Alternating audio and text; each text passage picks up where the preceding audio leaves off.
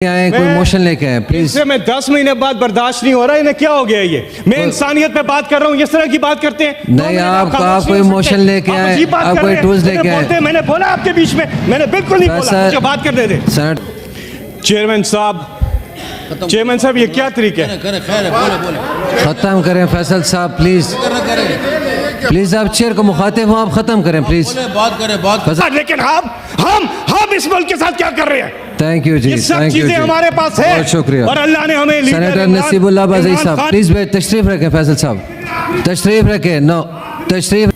Leadership बंद है, campaign बंद है, कैंडिडेट्स बंद हैं, इंटरनेट बंद है, मोबाइल फोन बंद है, मगर इस कौम का जज्बा फिर भी बुलंद है। इस कौम ने जिस तरह से पाकिस्तान बनाने की तहरीक में कायद-ए-आज़म मोहम्मद अली जिन्ना के साथ जो जज्बा दिखाया था, आज वो पाकिस्तान बचाने की तहरीक में वो जज्बा इमरान खान के साथ इस कौम ने दिखाया है। 8 फरवरी को उनको फौरी तौर पर रिहा किया जाए, इमरान खान को रिहा किया जाए और उनकी अहलिया को रिहा किया जाए। मैं देता हूँ जी, बिल्कुल। इसके बाद आपकी बारी है सेनेटर साहब, इसके बाद आपकी बारी है। बिस्मिल्लाहिर्रहमानिर्रहीम। बहुत बहुत शुक्रिया जी। पॉइंट ऑफ पब्लिक इंपॉर्टेंस पे बात करनी है आपने? जी जी जी, उसके ऊपर बात करें प्लीज़। शुक्रिया आपका जी, थैंक यू जी। चेयरमैन साहब, मैंने सिर्फ एक मौजू पे बात करनी है और वो है इंसानियत। जो कुछ हुआ पिछले कुछ अरसे में और जिस तरह से ख़वातीन, मज़लूम लोग, बेगुनाह लोग, सबसे पहले तो मैं अब हमारे शहरी पाकिस्तान के और वो तमाम ख़वातीन, वो तमाम बुज़ुर्ग, वो तमाम बच्चे, उन सब के लिए मैं यहाँ पर आवाज़ उठाना चाहता हूँ कि जितने बेगुनाह लोग हैं, जितने मज़लूम लोग हैं जो इस वक्त अपनों से दूर हैं, जो जेलों में हैं, उनको फिलफौर इंसाफ दिया जाए। पहली मेरी डिमांड ये है कि उनको फिलफौर इंसाफ दिया जाए कि वो अपनों के पास जा सकें। और जितने बेगुनाह लोग हैं, जो कसूरवार हैं, उन पे कानून के मुताबिक इंसाफ होना चाहिए उनके साथ। लेकिन जो बेगुनाह लोग हैं, जो मज़लूम लोग हैं, उनको फिलफौर रिहा किया जाए। ये पहली डिमांड है।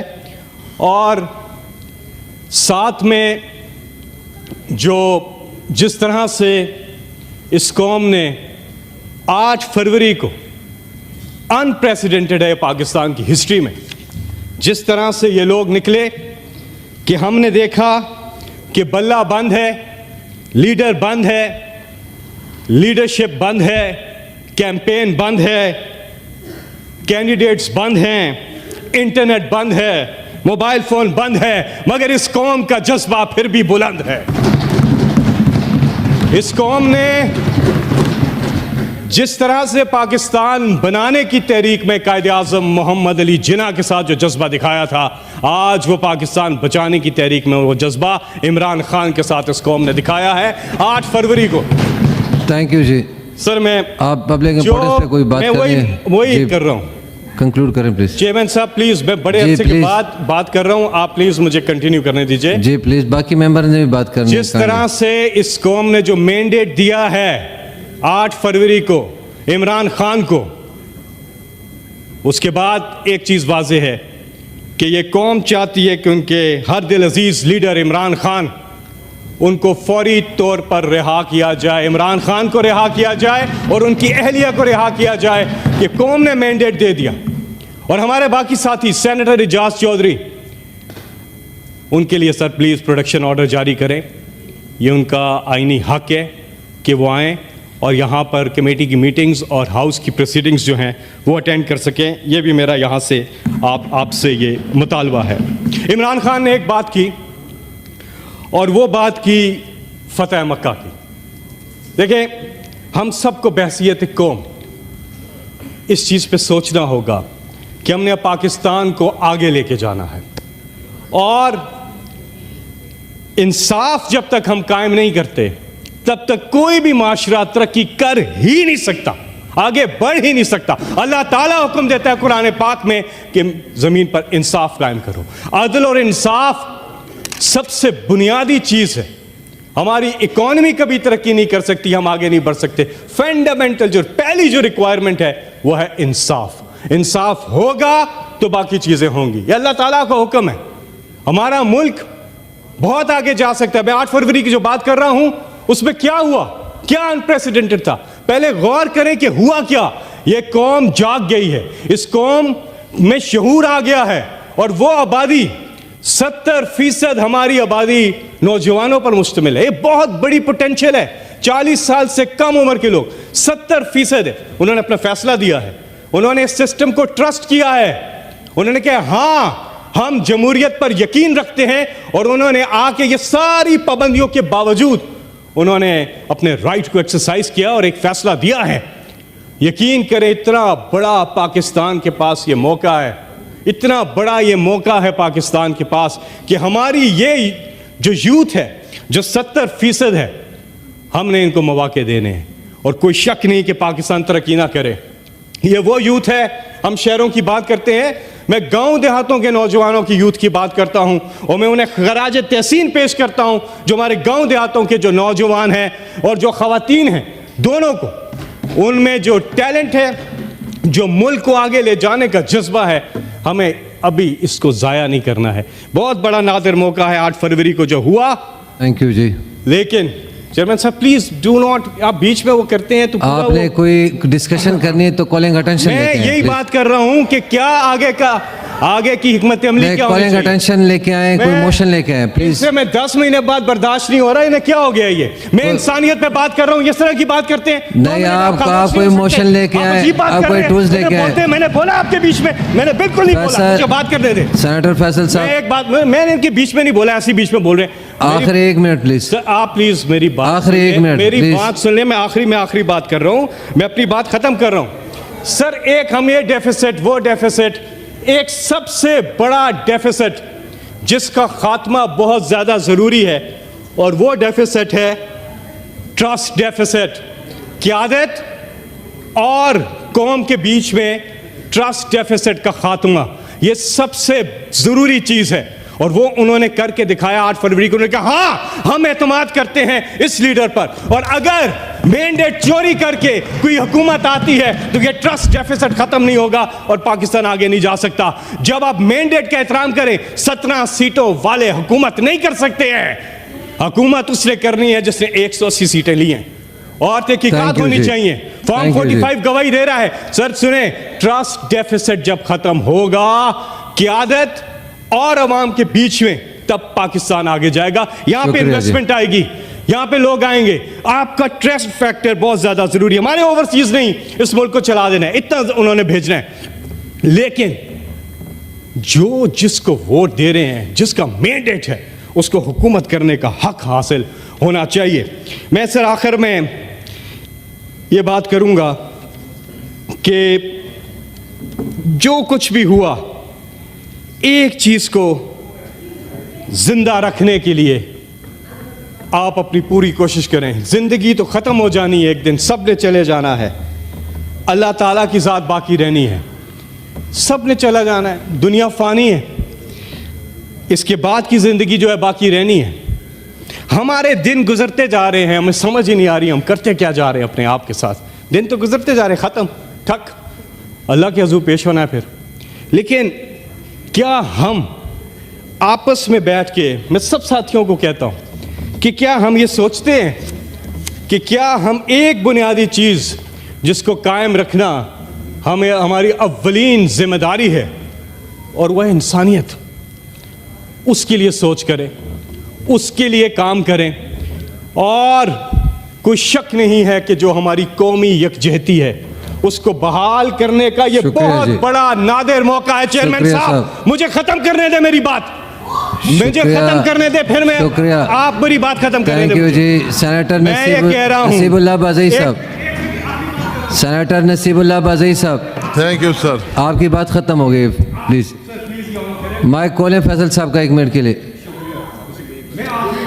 जो माइक खोलिएगा, मैं आखिरी बात कर रहा हूँ। बस यही साहब, बस आखिरी 1 सेकंड। नादर मौका मिला है 8 तारीख को कि हम कौमी यकजहती को बहाल करें, ये बहुत ज़्यादा ज़रूरी है और आगे हमने बढ़ना है। फतेह मक्का की बात की इमरान खान ने, बहुत ज़बरदस्त बात की है। ट्रूथ एंड रिकंसिलिएशन की बात की है, बहुत ज़बरदस्त बात की है। आए उस पर अमल करें और जो अल्लाह ने हमें हुक्म दिया उस पर अमल दरामद करें।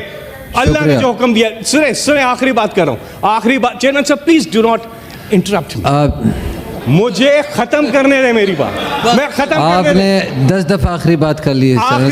आखिरी बात में आप बार बार बीच में आ रहे हैं ना, तो वो बात पूरी नहीं हो रही।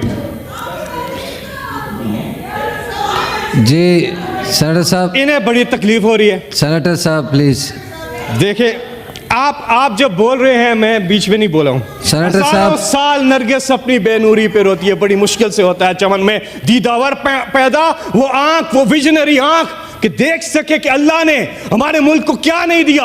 हर चीज दी है, कुदरती वसाइल दिए, सारे मौसम दिए, दरिया, समंदर, पहाड़, लेकिन हम इस मुल्क के साथ क्या कर रहे हैं? थैंक यू जी, ये सब चीजें हमारे पास है, बहुत शुक्रिया। और अल्लाह ने हमें सेनेटर नसीबुल्लाह बाज़ई साहब प्लीज तशरीफ रखें। फैसल साहब तशरीफ रखें, नो तशरीफ रखें प्लीज। सेनेटर नसीबुल्लाह बाज़ई साहब प्लीज। Thank you sir. जी सेनेटर साहब प्लीज तशरीफ रखें, तशरीफ रखें प्लीज, तशरीफ रखें। मैंने आपको जी सर आखिरी बात खत्म नहीं हो।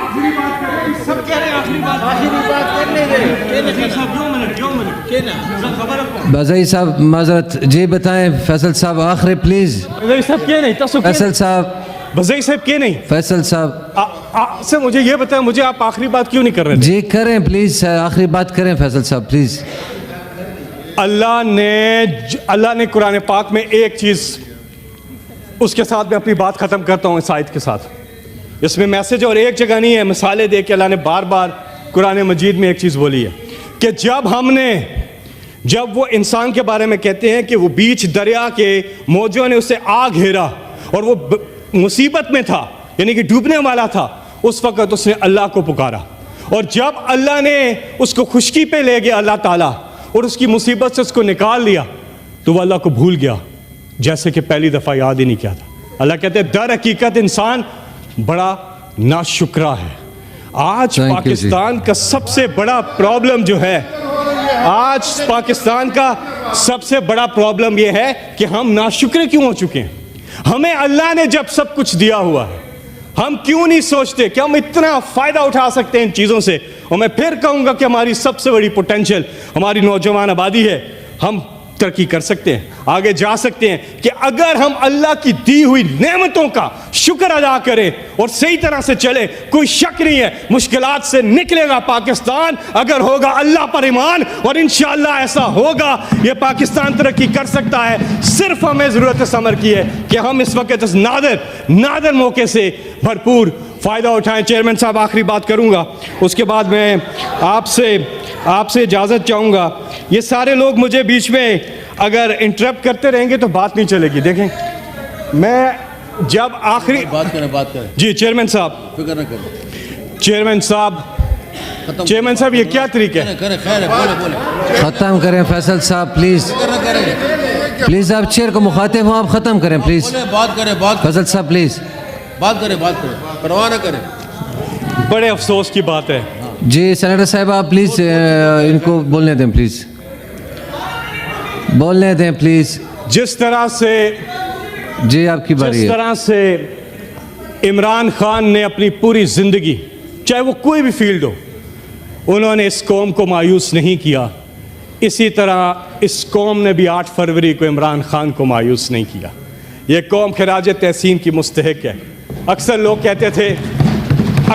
कहते थे कि जैसी कौम वैसे गुनाह। नहीं, अंडर एस्टिमेट मत करें इनको। ये तो वो कौम बन गई है जो माशाल्लाह, ये हमारे पास बहुत बड़ा मौका है चेयरमैन साहब, बहुत बड़ा मौका है, हम इससे फ़ायदा उठाएं और हम लोगों के मैंडेट की कदर करें। जो जिन लोगों ने जिन्हें वोट दिया उनकी उस मैंडेट की कदर करें। This is the only way forward for Pakistan. Thank you, यकीन जी। करें पाकिस्तान को तरक्की करने से बहुत कोई नहीं शुक्रिया। रोक सकता। इस दुआ के साथ कि अल्लाह पाकिस्तान का हामी और नासिर हो, हम यकजा रहें, हम ये मुल्क बड़ा आगे जा सकता है और हम इंसाफ का निज़ाम कायम करें, जुल्म का खात्मा करें और हम एक चीज़ कर दें, जितने बेगुनाह लोग हैं, मैं आखिर में ये रिपीट करूंगा कि जितने बेगुनाह लोग हैं प्लीज़ उनके साथ फिल फॉर इंसाफ किया जाए। अल्लाह ताला को इंसाफ करने वाले लोग पसंद हैं, अल्लाह ताला इस चीज़ को पसंद करता है। कुरान मजीद में बार बार है इंसाफ कायम करें, यही एक डिमांड है आज। आपका बहुत बहुत शुक्रिया।